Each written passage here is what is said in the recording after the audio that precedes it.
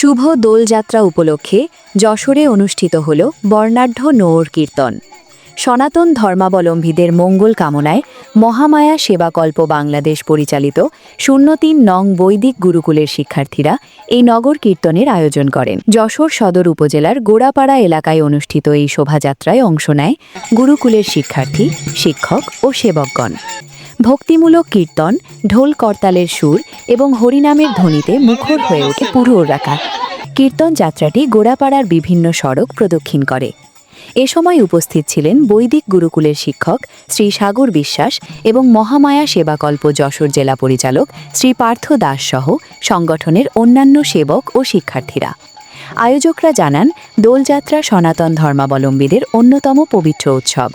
ভগবান শ্রীকৃষ্ণের আদর্শ ও ভক্তি ভাবনা ছড়িয়ে দিতেই এই নগর কীর্তনের আয়োজন করা হয়েছে।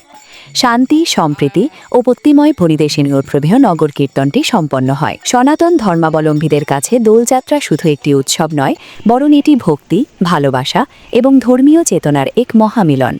শুভজিতের পাঠানো তথ্যচিত্রে সত্য সনাতন টিভি, যশোর।